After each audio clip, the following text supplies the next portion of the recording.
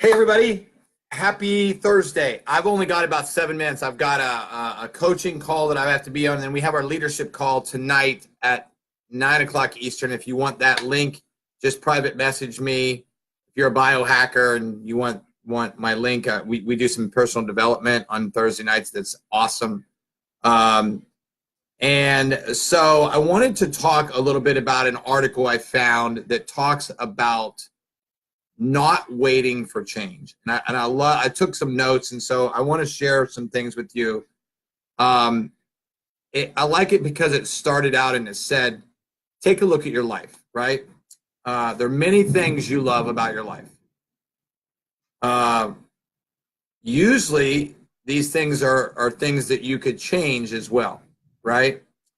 Whether it's waiting for a boss, if you have a job, to realize you are a candidate for a promotion, increasing your daily exercise, spending more time with your significant other, like for me it'd be Lisa, losing weight, being more present with your kids, whatever that looks like. Those are things that you can make a change in if you want them better, right? And I believe, as it said in this article, sometimes probably there's usually something that you're wishing would change, and it just hasn't. It's that old insanity thought process, right? So when you're faced with situations like this, you have two options. You can either sit and wait for change to happen by itself, or you can do something about it and let the desires that are in your heart be manifested in your life by taking action.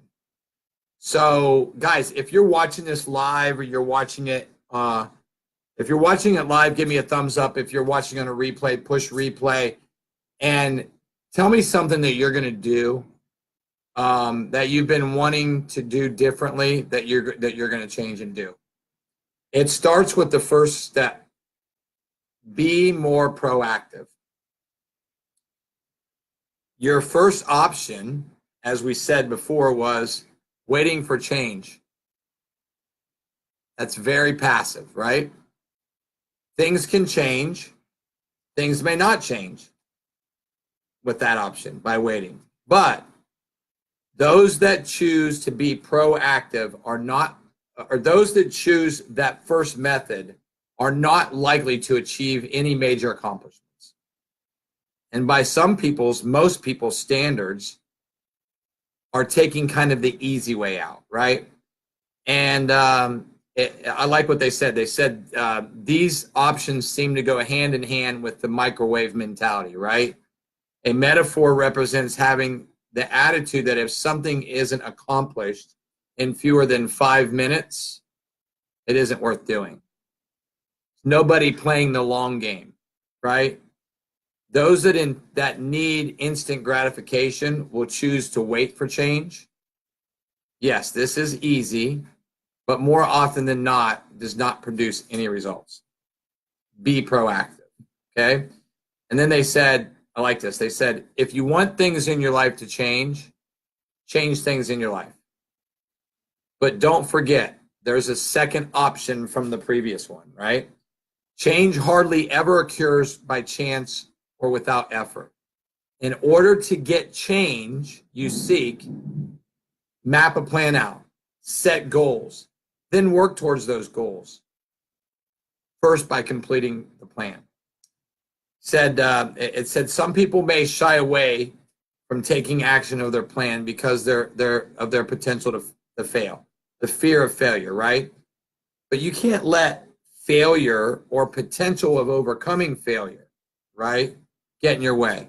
You must first overcome it. Failing isn't really an option unless you let it be. It is learning and taking away beneficial lessons that you may not have learned otherwise by taking these steps and changing. Then they said, you'll learn more life lessons and more about yourself by making changes in a journey where you learn what you're capable of, what your limits are, what you love, and what you don't. Repeat that. Making changes is a journey where you learn what you're capable of, what your limits are, what you love, and what you don't, right? As you try again, you can use lessons learned to work more effectively and efficiently. I love that. And it said this option is definitely more challenging and the road less traveled, but extremely fulfilling and empowering. I believe these are one percenters.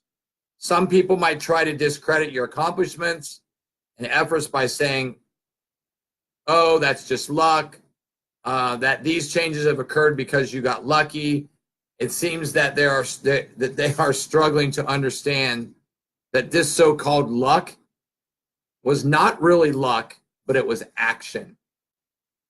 It's why 80% of in business, 20% of the work is done.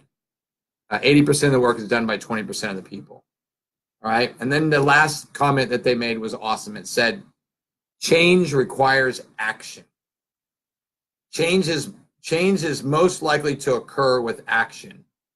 Play an active role in your life, creating a plan and following through on each step of the plan. Change may be knocking at the door, but you must pave the way to the door of effort and hard work. I hope this encouraged you guys today. I got another call in 1 minute. So I just wanted you guys to kind of see the bigger picture. I pray that you will share this with people. Go back and watch it yourself. I believe it can impact your life. I read over it a couple times today just because I thought it was very powerful. And I'll share the link for it down in the comments. Guys, have a great rest of your night.